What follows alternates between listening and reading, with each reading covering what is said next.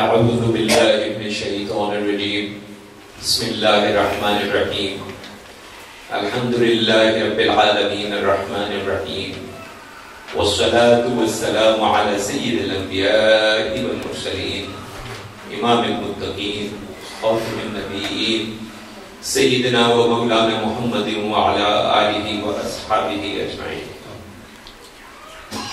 الحمدللہ اللہ تبارک و تعالیٰ نے ہمیں یہ ایک اور انتہائی مبارک موقع عطا فرمایا، اس کے دیے ہوئے اس میں توفیق سے اور اس کی دی ہوئی سہولیات سے اور وسائل سے آج اللہ کے فضل و کرم سے یہاں پہ اس ایک چھوٹی سی خانقاہ کا افتتاح ہو رہا ہے،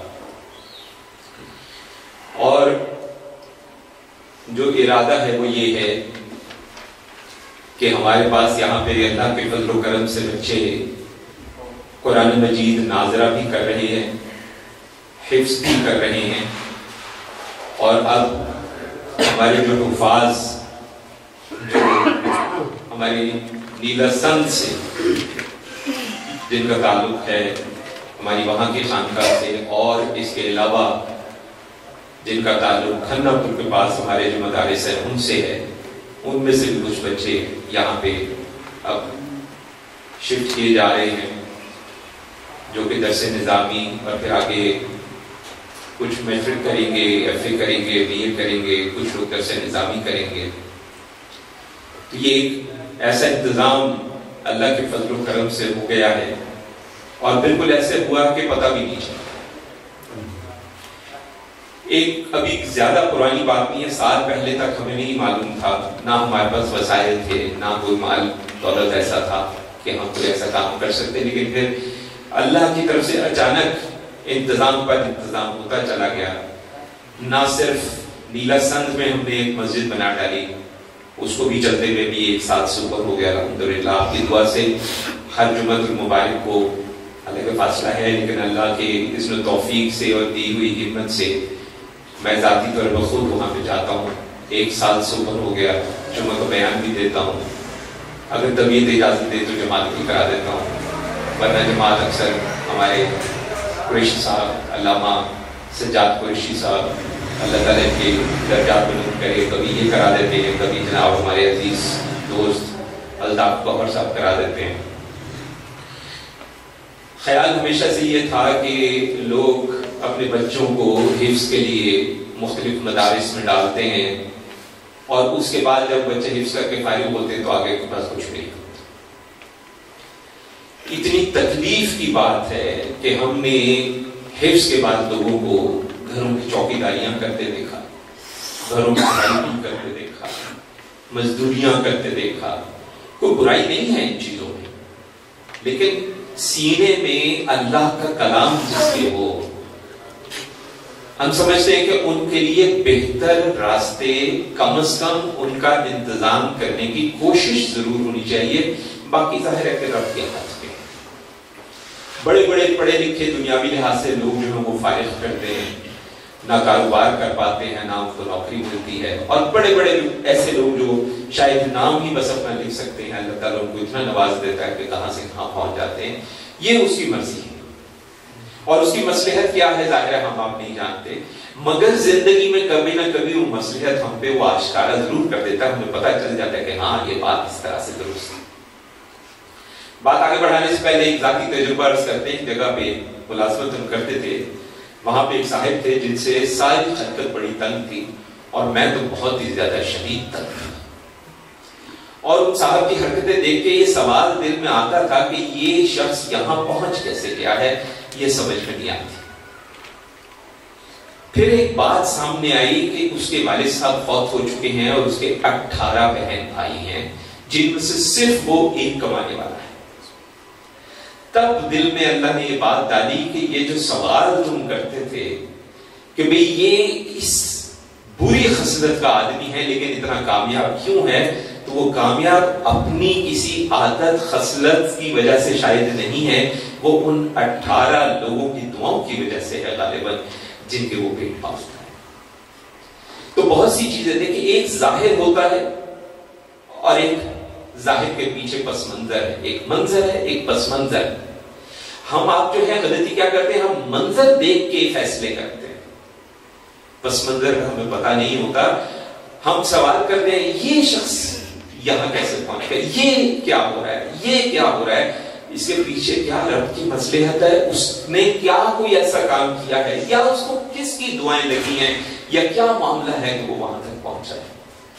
اور کوئی بہت ہی اچھا شخص بظاہر ہمیں نظر آتا ہے لیکن بہت برے حالوں میں ہوتا ہے، اللہ جانتا ہے کہ اس کو کیوں اتنے برے حالوں میں سن رکھا ہے۔ امتحان بھی ہو سکتا ہے، اس کی کسی کوتاہی کی سزا بھی ہو سکتی ہے۔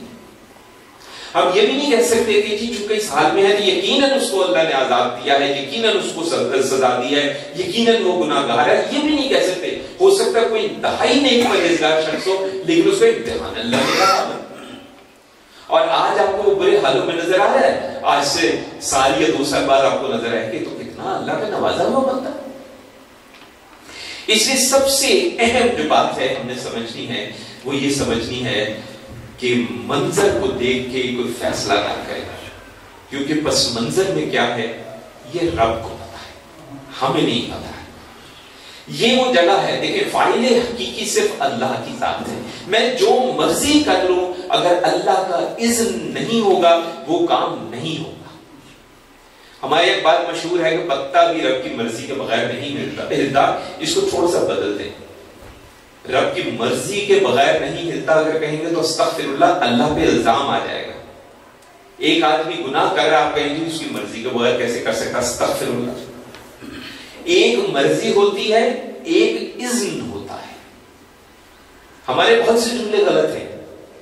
اس کائنات میں کوئی کام اللہ کے اذن کے بغیر نہیں ہوتا۔ مرضی اور چیز، مرضی تو وہ ہے جس میں اس کی رضا شامل ہے۔ کسی کے گناہ گار ہونے کو اس کی رضا کیسے شامل ہو سکتی ہے؟ ہاں اذن ہونا اور بات ہے۔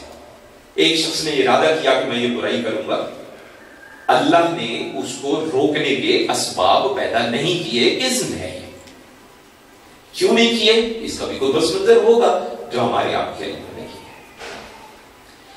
دیکھیں ایک بات بڑی سیدھی سی ہے، یہ جو خانقاہی نظام ہمارا رہا ہے، افسوس اور دکھ کی بات ہے کہ ساری تاریخ اسلام کی، عالم اسلام کی اٹھا کے دیکھ لیجئے، دین اسلام کی تبلیغ خانقاہی نظام سے ہوئی ہے۔ لیکن مسئلہ صرف یہ کہ آج کی خانقاہیں جو کچھ کر رہی ہیں اس کی وجہ سے ہمارے بزرگوں کا نام بدنام ہو رہا ہے۔ ہمیں یہ تو بتایا گیا کہ فلاں بزرگ ہوا میں اڑے، ان کی کرامات یہ تھی، بندہ ان کے پاس آیا، انہوں کو دیکھ کے بتا دیا تو یہ مسئلہ لے کر آئے، لیکن ان کی شخصیت پہ کوئی بات نہیں کرتا، ان کی علمیت پہ بات نہیں کرتا، ان کی روحانیت پہ بات نہیں کرتا۔ نتیجہ یہ نکلا کہ ہمارے بزرگوں کی ایک ایسی شبیہ بنا دی گئی کہ جیسے اللہ معاف کرے وہ اپنی مرضی سے کچھ کرتے تھے، اذن اللہ کا ہو تو ہوتا ہے۔ دیکھیں ایک بڑی صاف سی مثال ہے، ہمارے اکثر یہ جو ہماری آج کل کی جو خانقاہیں ہیں ان میں اس طرح کی باتیں کی جاتی ہیں۔ حضرت عمر رضی اللہ تعالیٰ عنہ کا قصہ سنایا جاتا ہے کہ جناب وہ لشکر وہاں گیا ہوا تھا، یہ مدینہ منورہ میں خطبہ فرما رہے تھے، خطبے کے دوران انہیں پتہ چل گیا کہ لشکر میں وہاں یہ معاملہ ہے، انہوں نے یہاں سے سپہ سالار کو آواز دے کر کہا پہاڑ کے پیچھے، اور وہاں پہ سے سپہ سالار کو آواز سنائی دی، اور سپہ سالار نے پہاڑ کے پیچھے دیکھا تو پیچھے دشمنوں کا لشکر کا حصہ تھا جو حملہ کرنے کو تیار بیٹھا ہوا تھا۔ اس کو بتایا جاتا ہے سنا کے کہ دیکھیں یہ علم لدنی ہے، اور صحابہ کو اور اولیاء کرام کو اور ہمارے جو نیک اور پرہیزگار شخصیات ہیں ان کے پاس یہ علم لدنی ہوتا ہے، ان کو ان سب باتوں کا پتہ ہوتا ہے۔ لیکن حضرت عمر رضی اللہ عنہ کا دوسرا قصہ بھی کوئی سنائے تو پتہ چلے بات کہ لشکر گیا ہوا ہے، روزانہ مدینہ منورہ کے باہر جا کے بیٹھ جاتے ہیں، کوئی آئے مجھے خبر دے کے وہاں کیا ہو رہا ہے۔ یعنی ایک موقع پہ آپ کو پتا تھا، ایک موقع پہ آپ کو نہیں پتا تھا۔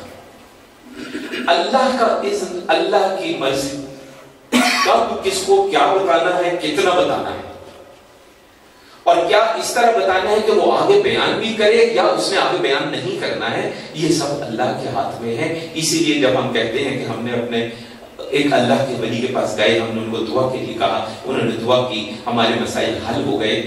بالکل درست ہے, نیک پرہیزگار لوگوں کی دعا قبول کرتا ہے. کون کرتا ہے قبول؟ اللہ کرتا ہے. تو فاعل حقیقی کون ہے؟ اللہ کی ذات ہے. یہ جو دنیاوی معاملات میں ہم باتیں کرتے ہیں یہ سب مجازی ہیں. دیکھیں, حقیقی اور چیز ہے, مجازی اور چیز ہے. اسی لیے کسی نے بہت خوبصورت بات کہی نا کہ ہمارا جو رب ہے وہ علامہ سبزابی صاحب کو یاد ہوگا, میرا رب رب الارباب کا رب ہے.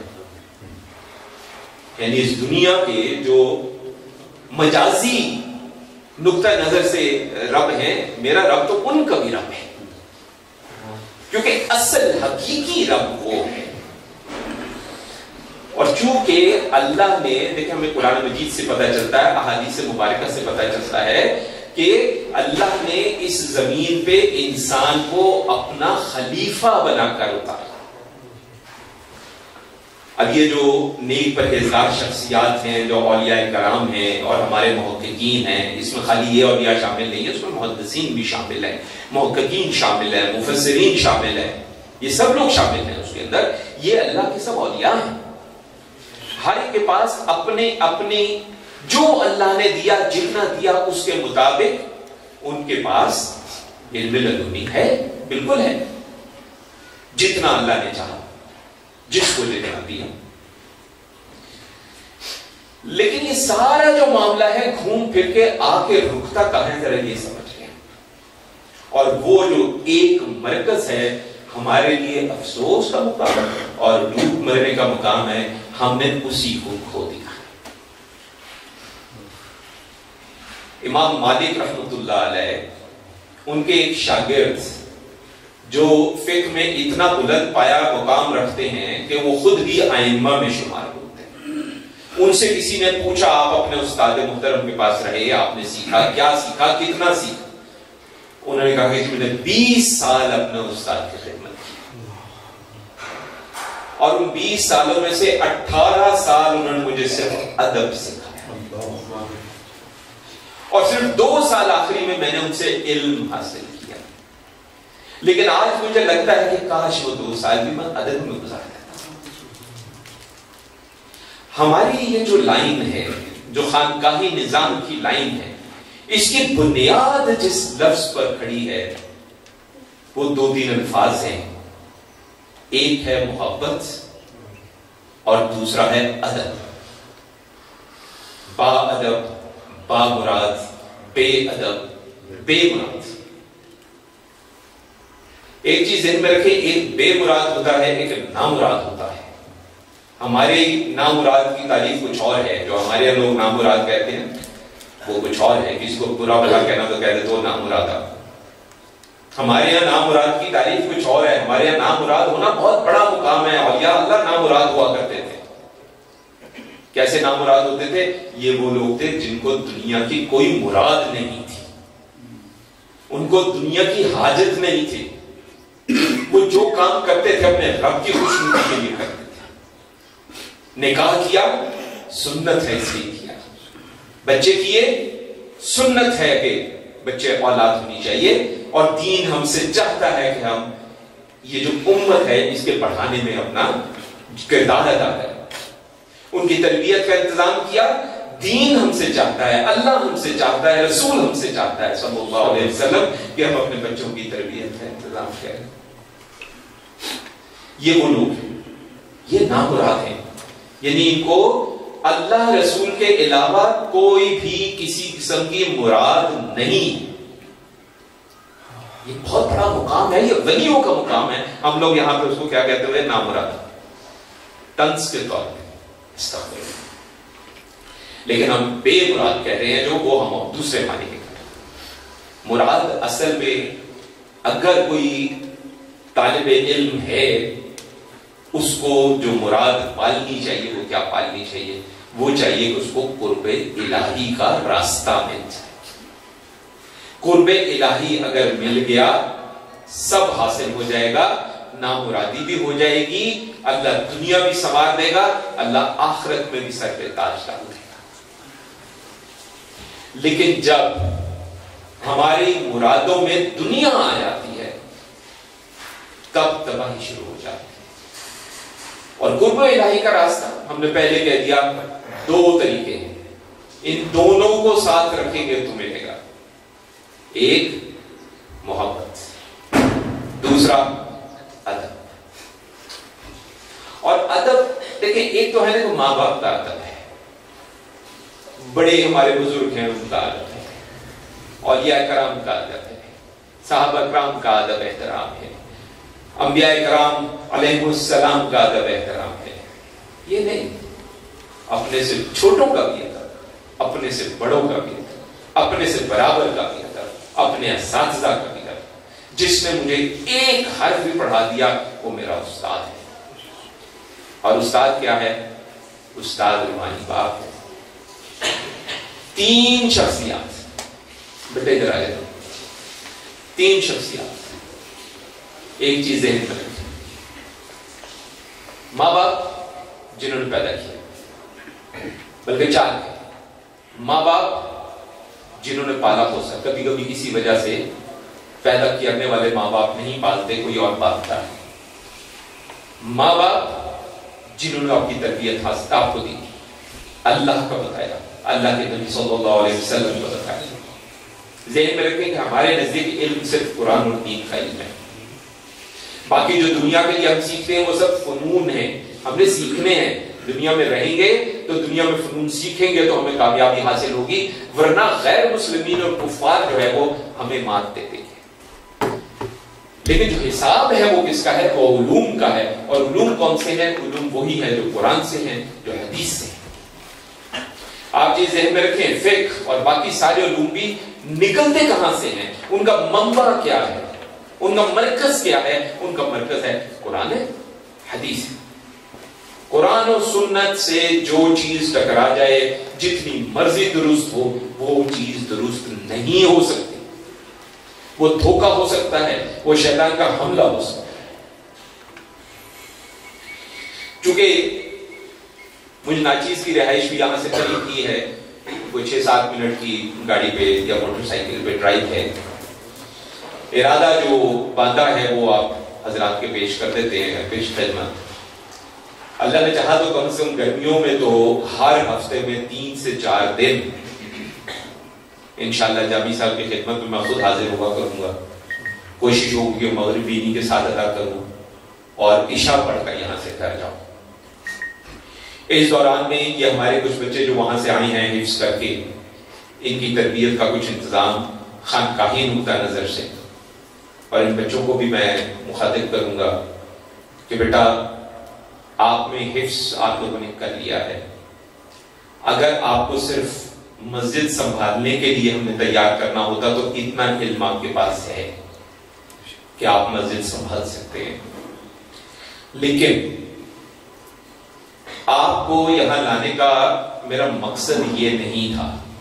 آپ کو یہاں لانے کا میرا مقصد یہ تھا کہ خانقاہی اصل نظام کی جو بنیاد ہے اس کی تعلیم آپ کو میں دے سکوں خود انشاءاللہ۔ سلاسل تصوف کیا ہے، ان کی بنیاد کیا ہے، ان کے اسباق کیا ہیں، آپ کو انشاءاللہ قادریہ اسباق سے بھی واقفیت دیں گے، چشتیہ اسباق سے بھی دیں گے، سہروردیہ اسباق سے بھی دیں گے، نقشبندیہ اسباق سے بھی دیں گے، شاذلیہ اسباق سے بھی دیں گے، قلندریہ اسباق سے بھی دیں گے انشاءاللہ، تیجانیہ اسباق سے بھی دیں گے انشاءاللہ، رفائیہ اسباق سے بھی دیں گے۔ ظاہر وقت لگتا ہے، آہستہ آہستہ، لیکن جتنے مرضی سبق کر لیں۔ ہم نے یہاں ایسے لوگ دیکھے ہیں کہ خلافتیں بھی مل گئی، اسباق بھی مکمل ہو گئے، ولایت کے دعوے بھی آ گئے، زبان ہے تو ادب سے خالی ہے، عاجزی اور انکساری نام کو نہیں ہے، تکبر ہے۔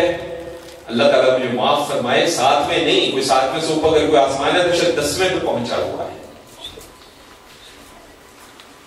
خانقاہی نظام کی بنیاد ادب اور محبت ہے، اور آپ تاریخ تصوف اٹھا کے دیکھ لیجئے، ہمارے سارے بزرگان دین جن کے نام پہ یہاں پہ پتہ نہیں کیا کیا کچھ ہو رہا ہے، وہ سب کمال کے محققین تھے۔ حضرت نظام الدین اولیاء رحمۃ اللہ علیہ جن کو محبوب الہی کہا جاتا ہے، حدیث کے بہت بڑے عالم تھے. ایک دفعہ ایک عالم دین ہے، ہم نام نہیں لیں گے، انٹرنیشنلی بڑے مشہور ہیں، پاکستان میں بھی بہت مشہور ہیں، بہت بڑا ان کا سیٹ اپ ہے. انہوں نے یہ کہا کہ جناب امام شافعی رحمت اللہ علیہ اور امام احمد بن حنبل رحمت اللہ علیہ اتنے بڑے فقہا تھے اور بشر حافی کے پیچھے چلتے تھے اور بشر حافی کے گھوڑے کے ساتھ ساتھ دوڑتے تھے. یہ اتنے بڑے عالم تھے اور وہ دیکھیں فقیر کے پیچھے کس طرح دوڑتے تھے. یہ بات درست ہے، لیکن ساتھ اگر یہ بھی کہہ دیتے کہ وہ فقیر جس کی بات کر رہے ہیں وہ فقیری کے علاوہ کیا تھا؟ بہت بڑا فقیر تھا، بہت بڑا محدث تھا. سیدنا عبد القادر جیلانی رحمت اللہ علیہ جن کے نام پہ کوئی ان کو غوث الاعظم کہتا ہے، کوئی ان کے نام پہ کیاہمیہ کرتا ہے، کبھی کسی نے نہیں بتایا کہ کتنے بڑے فقیر تھے وہ، کتنے بڑے محدث تھے وہ، کتنے بڑے محقق تھے وہ. صرف کیا بتایا، وہ فلانے وقت وہ یہ کر دیا، فلانے وقت وہ کر دیا. 50,000 کے مجمع میں اس زمانے میں ظاہر مائکرو فون نہیں ہوتا تھا، وہ بیان کرتے تھے، آخری بندے تک آواز جاتی تھی. ہم یہ سب مانتے ہیں، کرامات مانتے ہیں. ایک چیز ذہن میں رکھیں، کرامات کا ہمارا جو خانقاہی نظام کی بات کریں، اہل تصوف کی بات کریں، کرامات کا ہمارا فہم کچھ اور ہے. ہمارے اولیاء کرام جو ہیں علیہم الرحمہ، ان کی کرامت ہمارے نبی کا معجزہ ہے. کیسے کہ کیا نبی ہے کہ جس کے غلاموں کو اللہ نے اتنی قوت دی ہے، اور وہ قوت کس وجہ سے ہے؟ نبی کریم صلی اللہ علیہ وسلم سے نسبت کی وجہ سے ہے، ان سے محبت کی وجہ سے ہے، ان کے علوم کی حفاظت کی ہے ان لوگوں نے. اگر ان کے علوم کی حفاظت نہیں ہے، ان کی تعلیمات کی حفاظت نہیں ہے، ہم کہتے ہیں جناب یہاں پہ 50 بندہ ہوا میں اڑتا ہو، ہم اس کو ولی ماننے کو تیار نہیں ہیں. وجہ ہمارے ہی ولیوں کی کتابوں میں لکھا ہے کہ ہندوستان میں ہمارے فلاں بزرگ تشریف لائے تو فلاں جوگی جو ہے اس نے ہوا میں اڑ کر دیکھا ہے، فلاں جوگی نے پانی پہ چڑھ کے دکھا ہے. پانی پہ تو جو بھی ہندو چڑھ کے دکھا رہا ہے، ہوا میں تو جو بھی ہوا میں اڑ کے دکھا رہا ہے. ہمارے بزرگوں کا کمال کیا تھا؟ ہمارے بزرگوں کا کمال تھا، یہ سب تو تھا ہی تھا، اصل کمال تھا ان کا تعلق اللہ کے ساتھ، ان کا تعلق نبی کریم صلی اللہ علیہ وسلم کے ساتھ. نبی کریم صلی اللہ علیہ وسلم بیماری کی حالت میں کاندھوں پہ ہاتھ رکھ کے اتنی کمزوری کے چل نہیں سکتے، نماز کے لیے تشریف لا رہے ہیں کہ زمین پہ پاؤں کے انگوٹھے سے لکیر بنتی جا رہی ہے، اور کوئی کہے کہ یہ اللہ کا ولی نماز نہیں پڑھتا، اس کو نماز معاف ہو گئی. اللہ معاف کرے، استغفر اللہ. جس کے غلام ہو اس نے تو آخری وقت تک نماز نہیں چھوڑی. تم ولایت کا دعویٰ کرو گے اور نماز چھوڑ کے دعویٰ کرو گے؟ ہم تمہیں ولی نہیں مانتے. ہاں کچھ کیفیات ہیں ایسی جس میں شریعت خود کہہ دیتی ہے کہ اس پہ شرع کی کوتاہی معاف ہے. شکر کا عالم ہے، مدہوشی کا عالم ہے. کیفیت ایسی ہے کہ جس کے اندر انسان جو ہے وہ اپنے ان حواس میں نہیں ہے جس کے اندر مکمل صحیح طریقے سے جو ہے وہ ارکان جو ہے وہ ادا کر سکتا ہے. لیکن یہ قدرتی انداز میں، یہ نہیں کہ استغفر اللہ پتہ چلا کہ جی چرچ کا سوٹا لگایا ہوا تھا اس لیے اللہ معاف کرے، استغفر اللہ. یہ بات ہم نے چرچ سے سوٹے کس لیے کیا؟ اللہ تعالیٰ مجھے معاف فرمائے. یہاں پہ پاکستان کے اندر ہم ذاتی طور پہ ایسی اللہ معاف کرے لوگوں کو جانتے ہیں جو سلسلے چلا رہے ہیں، ان کے مرید ہیں، ان کی محفلوں میں ایسے پلیٹ میں چرچ جو ہے وہ بانٹی جاتی ہے. یہ اللہ کا ولی ہوگا جو اللہ رسول کی نافرمانی کرے؟ پہلا کرینہ جس سے ثابت ہو کہ یہ اللہ کا ولی ہو سکتا ہے وہ ہے اس کو دیکھ کے نبی یاد آئے، اس کو دیکھ کے اللہ یاد آئے. اگر اس کو دیکھ کے نبی نہیں یاد آتا، اس کو دیکھ کے اللہ نہیں یاد آتا، تو جناب اگر وہ واقعی ولی ہے تو پھر ہمارے پردے پڑے ہوئے ہیں اور یا پھر وہ ولی ہے. ہمیں قصے سنا دیے جاتے ہیں اب الحمدللہ جیسے ہم نے کئی سلاسل کا نام دیا کہ آپ کو تمام اسباق سے واقفیت دیں گے انشاءاللہ، لیکن ہمارا غالب سلسلہ جو ہے وہ صابریہ ہے. علاء الدین علی احمد صابر کلیر شریف والے جن کو صابر دیا کہا جاتا ہے رحمۃ اللہ علیہ، بابا فرید گنج شکر رحمۃ اللہ علیہ کے بھانجے بھی تھے اور ان کے خلیفہ بھی تھے. کہا جاتا ہے کہ وہ کلیر کے اندر 12 سال گولر کے درخت کے ساتھ چمتے رہے سکر کے عالم کے اندر. تو بھائی جان یہ بھی تو بتاتے ہیں کہ ان کے اکلوتے مرید اور خلیفہ شمس الدین ترک پانی پتی رحمۃ اللہ علیہ وہ وہاں موجود تھے جب اذان کا وقت آتا تھا ان کے کان میں جا کے کہتے تھے حق حق حق. وہ سکر سے باہر آتے تھے، وہ وضو کرتے تھے، وہ نمازیں ادا کرتے تھے اور اس کے پھر بعد میں دوبارہ سکر میں جاتے تھے. سکر میں تو انہوں نے نماز نہیں چھوڑی. آج ان کے نام لیوا نمازیں چھوڑ کے بیٹھے ہیں. تم خدا نہ خاصہ ان سے اوپر چلے گئے، اللہ معاف کرے. یہ جو قصے ہیں نا سکر کے، یہ پورے نہیں سنائے جاتے آپ کو، یہ آدھے سنائے جاتے ہیں. حدیثیں بھی اسی طرح آدھی سنائی جاتی ہیں، آیتیں بھی اسی طرح آدھی سنائی جاتی ہیں بغیر سیاق و سباق کے. اگر آپ آدھی بات کریں گے تو آپ ذہن میں رکھیں جتنے فرقے ہیں وہ سب یہی قرآن پڑھتے ہیں. کیوں نہیں ان کو قرآن وہ چیز نظر آتی جو آپ کو ہمیں نظر آتی ہے؟ اس لیے کہ وہ بھی اسی اندر سے چیزیں نکالتے ہیں. مرزا قادیانی جیسا ملعون جس کو ہم بغیر کسی شبہ کے کہتے ہیں کہ وہ مسلمان نہیں ہے اور اس کو ماننے والے مسلمان نہیں ہیں، اس کے ماننے والے بھی یہی قرآن پڑھتے ہیں. مجھے کیسے پتا ہے؟ ہمارے دفتروں میں بڑے لوگ ہوا کرتے تھے، ہماری بڑی ان کے ساتھ گفتگو رہی ہے. یہی قرآن پڑھتے ہیں، وہ یہی خاتم النبیین کے الفاظ قرآن میں. ایک ہمارے پاس دفتر میں ایک دفعہ بہت شروع کی بات ہے، صاحب تھے ریٹائرڈ کرنل تھے، وہ انہوں نے خود لا کے اپنا ترجمہ اور تفسیر لا کے دی جس کے اندر لکھا ہوا تھا کہ حضور صلی اللہ علیہ وسلم خاتم النبیین ہے. لیکن اس کے باوجود مرزا کو نبی مانتے ہیں. کیوں؟ اس کا مطلب ہے کہ اس قرآن سے ان کو ہدایت نہیں مل سکی.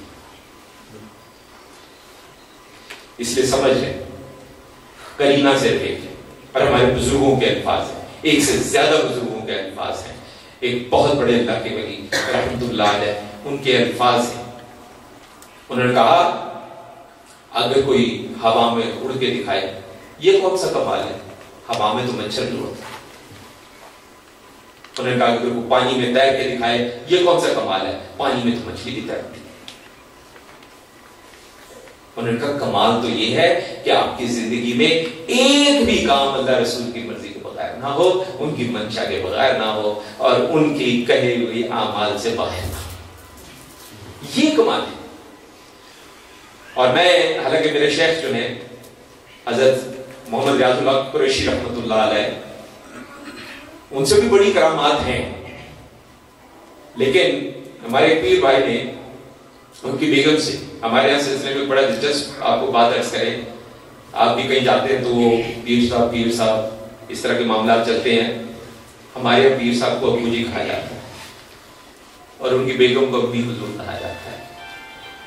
اور ہمارے دادا شیخ کے مرید کئی ان سے عمر میں کئی سال بڑے تھے، وہ بھی ان کو ابو جی اور امی جی کہتے تھے.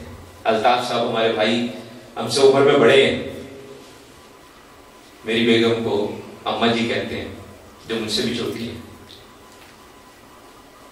ہمارا ایمان ہے کہ اگر روحانی استاد ہے، جو استاد ہے وہ روحانی باپ ہے، تو پھر وہ بچہ ہمارا بیٹا کیوں نہیں ہے؟ وہ بیٹی ہماری کیوں نہیں ہے؟ وہ ہمارا بیٹا ہے، وہ ہماری بیٹی ہے. تو اس نے ہمارے پیر بھائی نے ہماری اما جی سے کہا کہ اما جی آپ کی ابا جی سے شادی کو اتنا عرصہ ہو گیا تو آپ نے تو زندگی میں بڑی کرامتیں دیکھی ہوں گی، کوئی کرامت بتائے. اب اللہ کے ولی کی بیوی بھی کر اللہ کی ولیہ ہی ہوتی ہے. ان کا جواب سن کے انسان عائش کر اٹھتا ہے. انہوں نے کہا بیٹا یہ بات درست ہے، میری آپ کے ابا جی سے شادی کو 56 سال ہو گئے، اور میرے نزدیک ان کی کرامت یہ کہ میں نے 56 سال میں آپ کے ابا جی سے ایک نماز قضا ہوتے نہیں دیکھی. یہ ہے کرامت، یہ ہے اصلی کرامت. یہ الٹے سیدھے قصوں سے باہر نکلے، ایسے قصے ہر مذہب کے اندر موجود ہیں۔ ہاں ہم یہ مانتے ہیں کہ ہمارے یہاں جب یہ قصے ہوتے ہیں تو یہ اللہ کی منشا سے ہوتے ہیں، اللہ کی اذن توفیق سے اور مرضی سے ہوتے ہیں، ہمارا یہ ماننا ہے۔ ہاں دوسرے مذاہب میں جب یہ قصے ہوتے ہیں تو شیطان کی مرضی سے ہوتے ہیں، کیونکہ ان کے پیچھے شیطان بیٹھا ہوا ہے۔ ایک ہندو جوگی جو فرض کریں کہ مندر میں جا کے بت کو سجدہ کرتا ہے، اس کی کرامت اللہ کی رضا نہیں ہو سکتی۔ اذن تو ہم نے کہا کہ ہر جگہ ہے، رضا نہیں ہو سکتی، رضا اس کی وہ شیطان کی رضا ہوگی۔ اسی لیے بڑا ضروری ہے سمجھنا کہ انشاءاللہ یہاں پہ اللہ کے دیے ہوئے اذن و توفیق سے جتنی بھی اللہ نے مجھے زندگی دی، جتنی بھی مجھے ہمت دی، اگر اللہ نے چاہا کم از کم گرمیوں میں میرے لیے زیادہ آسان ہے، میں زیادہ سے زیادہ کوشش ہوگی تو مغرب یہاں پڑھوں، عشاء تک رکوں، بچوں کی تربیت کروں، ذکر اذکار اوراد وظائف، تفسیر القرآن، علوم الحدیث، علوم القرآن، یہ سارے معاملات ان کو سمجھاؤں، یہ جو معجزات اور کرامات کی اصل ہے وہ کیا ہے وہ ان کو سمجھائیں ہم، تاکہ یہ بچے یہاں سے تیار ہو کر باہر نکلیں۔ اور یہ جب تیار ہو کے باہر نکلے تو ان میں اور باقی انشاءاللہ جو مدارس سے بچے نکلتے ہیں یا خانقاہوں سے بچے نکلتے ہیں، اللہ نے چاہا تو زمین آسمان کا فرق نظر آئے گا۔ ہاں لیکن کسی نے بڑی خوبصورت ایک بات کہی، کل پرسوں ہی ایک چینی کہاوت میرے ہاتھ لگی جو میں نے اپنے اسٹیٹس پہ بھی ڈالی تھی کہ استاد صرف دروازہ کھولتا ہے، اندر داخل شاگرد کو خود ہی ہونا پڑتا ہے۔ بات یہ ہے کہ ہم تیار ہیں، سوال یہ ہے کہ کیا آپ تیار ہیں؟ میں نے اپنے شیخ سے ایک دفعہ کر ایک سوال کیا تھا اور میں نے کہا کہ بہت سے لوگ جو بیعت آپ سے نہیں ہوتے آپ ان کو بھی فیض دیتے ہیں، جو بیعت ہوتے ہیں ان کو بھی فیض دیتے ہیں۔ یہ معاملہ سمجھا دیں کہ کیا ہے۔ انہوں نے ایک مثال دی بڑی خوبصورت، کہنے لگے مجھے کہنے لگے کہ فرش ہے، فرش میں گھڑے پڑے ہوئے ہیں، جب آپ نے چپس کے فرش دیکھے ہوں گے، چپس اکھڑ جاتی ہے، کوئی بڑا گھڑا بن جاتا ہے، کوئی چھوٹا بن جاتا ہے، کوئی زیادہ بڑا بن جاتا ہے۔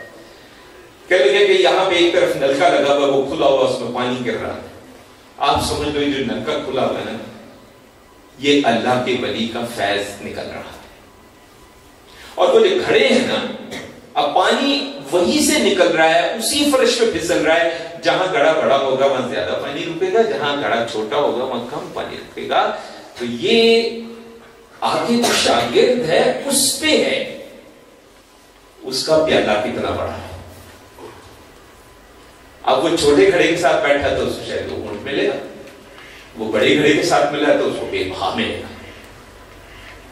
دینے والا کنجوس نہیں ہوتا، لینے والا اپنی کمزوریوں کی وجہ سے نقصان اٹھاتا ہے۔ یہ بڑا ضروری ہے کہ ہمارے یہ بچے، اور بھی اگر کوئی دوست احباب، بیٹھ کی کوئی شرط نہیں، صاف عرض کریں، آپ تربیت لینے کے والے بنے، بیٹھ کی کوئی شرط نہیں۔ یہ بچے اور جو لوگ بھی تعلیم حاصل کرنا چاہیں، ہم پورے دل و جان کے ساتھ، پوری نیت کے ساتھ، پورے اخلاص کے ساتھ اعلان کرتے ہیں کہ ہم آپ سے کچھ چھپائیں گے نہیں، ہم انشاءاللہ آپ ہمیں کنجوس نہیں پائیں گے، آپ کو بغیر کسی مشکل کے وہ تمام فیوز و برکات جو ہمارے اساتذہ سے ہمیں ملے، جن میں میرے پیر ارادت میاں محمد ریاض اللہ قریشی صاحب رحمۃ اللہ علیہ بھی شامل ہیں، وہ سب ہم بانٹنے تیار ہیں۔ میرے شیخ اکثر ایک جملہ بولا کرتے تھے، صدائے عام ہے یاران نقطہ داں کے لیے، ہم نے آواز لگا دی ہے، اب دیکھنا یہ ہے کہ آپ میں سے یاران نقطہ داں کون کون سے، یہ آپ کے ہاتھ میں ہے۔ لیکن ایک چیز ذہن میں رکھیے گا، جب پیالہ لے کے کہیں جایا جاتا ہے کہ اس میں کچھ ڈال دیا جائے تو اس پیالے کا خالی ہونا ضروری ہوتا ہے۔ اگر الٹی چیزیں سن کے، پڑھ کے، الٹی چیزیں باتیں ذہن میں دماغ میں بٹھا کے اپنا بھرا ہوا پیالہ لائیں گے، کچھ نہیں ملنے کا۔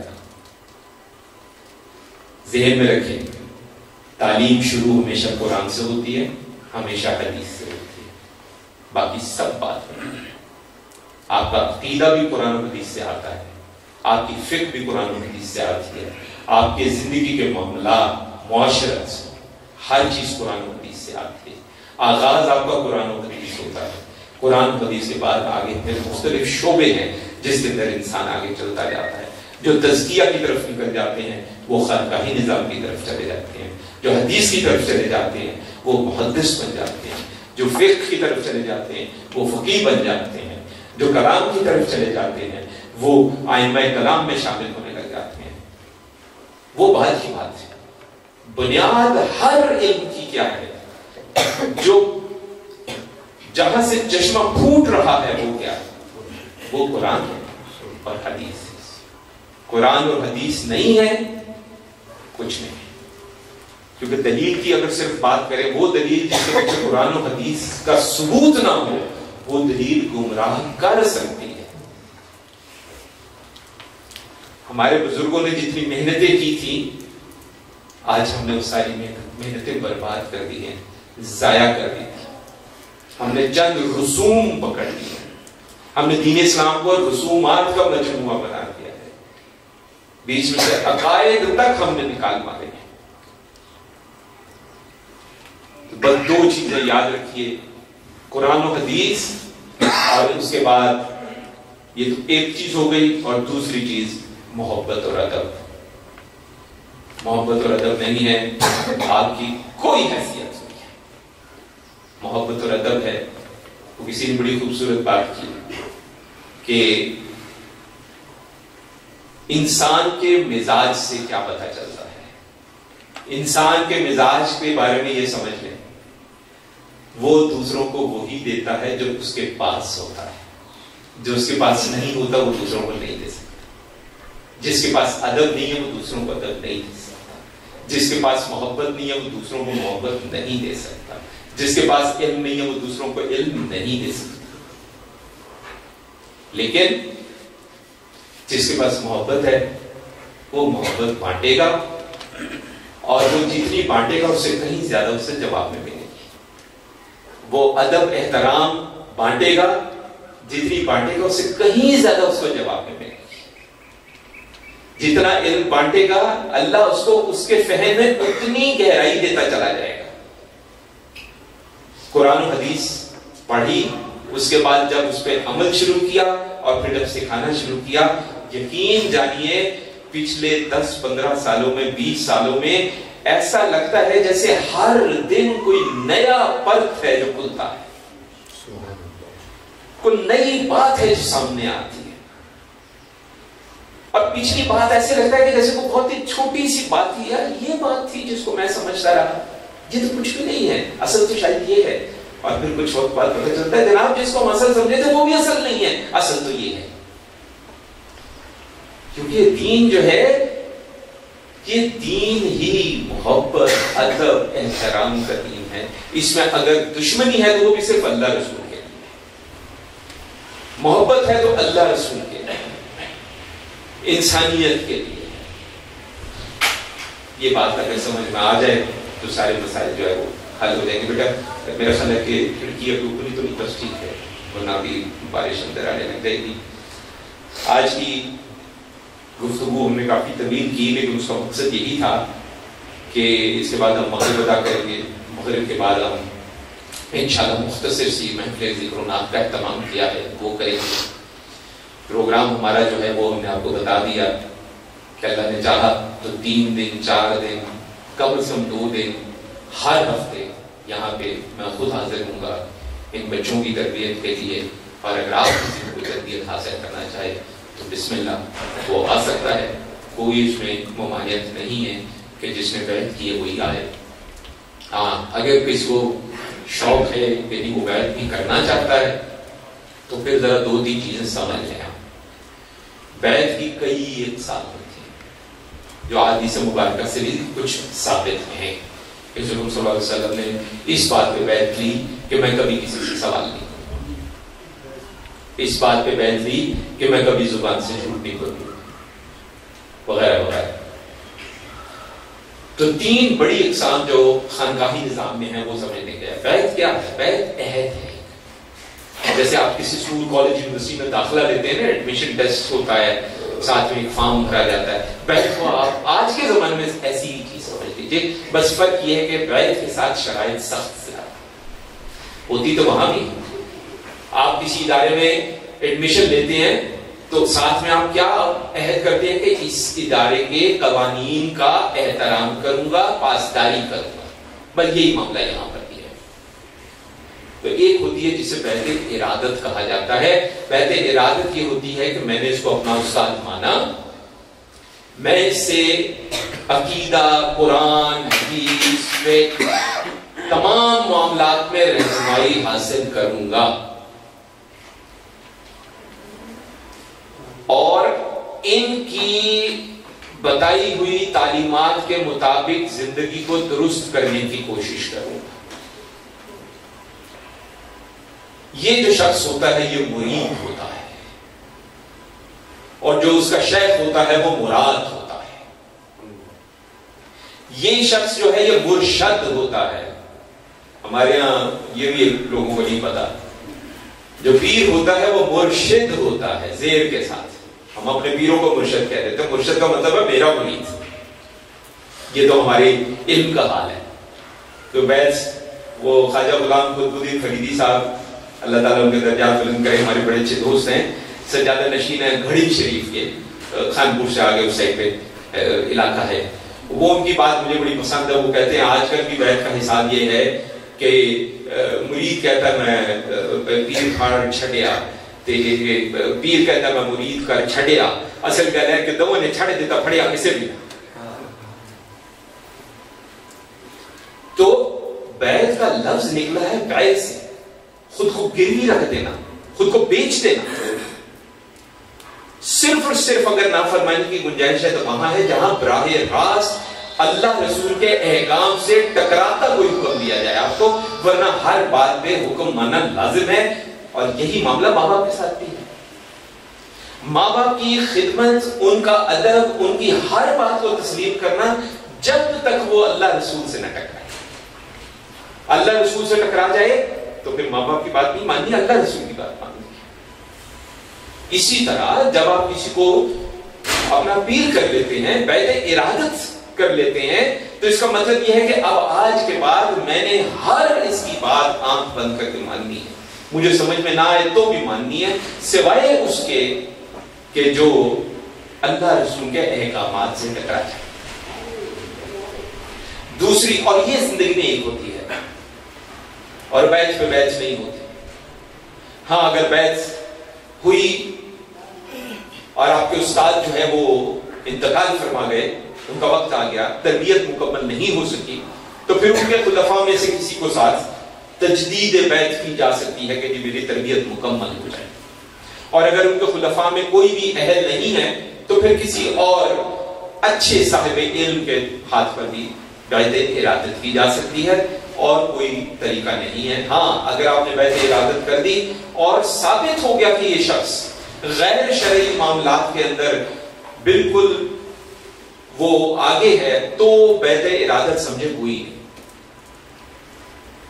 پھر ایک بیعت تبرک ہوتی ہے جو جتنی مرضی کا ہے. کوئی اچھا اللہ کا ولی ہے، کوئی بزرگ ہے، نیک پرہیزگار آدمی ہے، تبرک کی نیت سے آپ اس کی بیعت کر سکتے ہیں. آپ 1,00,000 بیعت کر لیں، بیعت پہ بیعت کر لیں، اس پہ کوئی پکڑ نہیں. پھر ایک بیعت توبہ ہے جو حضور صلی اللہ علیہ وسلم سے ثابت ہے. وہ بیعت بھی جتنی مرضی کریں، جتنوں سے مرضی کریں. علامہ صاحب سے کر لیں، علامہ صاحب سے کر لیں، مجھ سے کر لیں، ان سے کر لیں، کسی سے. کوئی نیک پرہیزگار آدمی یا صاحب اجازت یا عالم دین ہے، اس سے آپ کر لیں کہ میں عہد کرتا ہوں توبہ، میں نے جو کوتاہیاں کی ہیں میں ان سے توبہ کرتا ہوں، اور میں عہد کرتا ہوں کہ میں اللہ کے دیے اذن توفیق سے پوری کوشش کروں گا کہ مجھ سے دوبارہ یہ گناہ، یہ کوتاہیاں سرزد نہ ہو. اور اگر ہو جائے پھر بیعت توبہ. خدا نخواستہ ہو کہ ایک ہوتا ہے گناہ ہو جانا، ایک ہوتا ہے گناہ کرنا. گناہ کرنے کا مطلب یہ ہے کہ آپ چست ہیں، آپ کے پاس دلیل ہوگی، نہیں جی وہ اینج ہو گیا سی، او نہیں او میں اینج نہیں، او بس اے ہو گیا سی، کہ مجھے ہو گیا سی. یہ بہانے ہیں. یہ تو اس بات کا ثبوت ہے کہ شیطان پوری طرح جناب آپ شیطان بھی مرید ہے, اللہ کے ولی کے مرید نہیں ہے, کسی پرہیزگار آدمی کے مرید نہیں ہے. ہاں آپ سے خدا ہوا, آپ کو تکلیف ہوئی کہ یہ مجھ سے کیا ہو گیا, اس کا مطلب ابھی ضمیر زندہ ہے, اس کا مطلب ہے کہ ابھی اللہ کی نظر ہے آپ پہ, اللہ کا فضل ہے آپ پہ. اور اگر آپ چست ہو گئے تو اس کا مطلب ہے کہ کہیں خدا نہ خاصہ اندر ناراض تو نہیں ہو گیا کہ وہ آپ کو, آپ سے وہ جو ایک شدت تھی کہ مجھ سے کوتاہی ہو گئی ہے وہی چھین لی اس نے. تو یہ 3 بڑی اقسام, اس کے علاوہ بہت سی اقسام ہیں. یہ 3 بڑی اقسام ہیں جو عوام میں ہیں, باقی اقسام جو ہیں وہ خواص میں ہیں, عوام میں نہیں ہیں.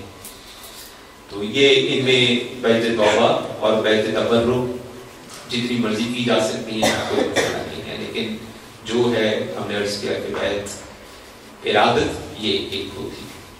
تو اگر کسی کا بیعت کا ارادہ ہو تو وہ یہ طے کر سکتا ہے کہ میں توبہ ولی کرنا چاہتا ہوں, یا میں تبرک ولی کرنا چاہتا ہوں, یا میں ارادت ولی کرنا چاہتا ہوں, اور اس کے مطابق وہ چاہے وہ آگے بڑھ سکتا ہے. لیکن اسباب سب لے سکتے ہیں, بیعت توبہ والے بھی لے سکتے ہیں, بیعت تبرک والے بھی لے سکتے ہیں, بیعت ارادت والے بھی لے سکتے ہیں. ہماری جو نشست ہوگی قرآن کی, حدیث کی, عقیدے کی, اس میں بیٹھ سکتے ہیں, اس میں شرکت کر سکتے ہیں, علم حاصل کر سکتے ہیں, اذکار لے سکتے ہیں, وظائف لے سکتے ہیں, سب کچھ کر سکتے ہیں, کوئی مسئلہ نہیں ہے اس کے اندر. تو اللہ تعالیٰ ہمیں اس میں توفیق بخشے, اپنے راستے پہ چلنے اس میں توفیق بخشے, اور اچھے لوگوں کی صحبت عطا فرمائے, اور ہمیں دنیا میں اس طرح سے فراغت دے کہ ہم دنیا سے بالکل باہر بھی نہ ہو, کیونکہ اس دنیا میں رہنا ہے, کمانا بھی ہے, بیوی بچہ بھی پالنا ہے, ماں باپ کی خدمت بھی کرنی ہے, اس طرح سے باہر نہ ہو, لیکن کم از کم دل سے دنیا نکل جائے, کیونکہ دنیا دل میں ہو تو بری ہے, جیب میں ہونے سے کوئی فرق نہیں پڑتا. خواجہ غلام فرید کوٹ پٹن شریف علیہ رحمۃ اللہ علیہ کا قصہ مشہور ہے کہ بہاولپور کا نواب جو ہے وہ روزانہ بوریوں میں سکے بیچتا تھا, اور شام تک وہ سارے پڑھتے تھے. تو ایک دن جب پڑھ رہے تھے تو وہ سکہ ہاتھ میں لے کے ایسے ایسے کر رہے تھے, تو وہ پھینکا تو ہاتھ کالے ہو گئے. آپ نے بھی دیکھا بھی, کوئی اگر آپ یہ کوئی سکہ پکڑ لیں, وہ تھوڑی دیر رگڑتے رہے ہاتھ تھوڑے میلے ہو جاتے ہیں. حالانکہ یہ دنیا کی بات ہے, لیکن اللہ کے ولی کی سوچ کچھ اور ہوتی ہے. اللہ کا ولی کیا کہتا ہے, انہوں نے کہا یہ دنیا کا مال میں نے تھوڑی دیر اپنی ہاتھ میں رکھا ہے, میرے ہاتھ کالے ہو گئے ہیں, جن کے دلوں میں وہ سکے ان کے دل کتنے کالے. آپ کمائیں, دنیاوی علوم حاصل کریں, لیکن دنیا جیب میں رکھیں, دل میں نہ رکھیں, تو وہی کمانا عبادت بن جائے گا, اللہ آپ کو ثواب دے گا. لیکن اس کو آپ اپنے دل میں رکھ لیں, بس بات ختم, پھر کچھ نہیں بچے, سب تباہ ہو برباد. پھر انسان اللہ کا بندہ نہیں رہتا, پھر انسان شیطان کا بندہ ہو جاتا. صحیح راستے کے اللہ تعالیٰ ہمیں توفیق دے. صلی اللہ علیہ وسلم سیدنا و مولانا محمد وعلی آلہ و اصحابہ اجمعین برحمتک یا ارحم الراحمین.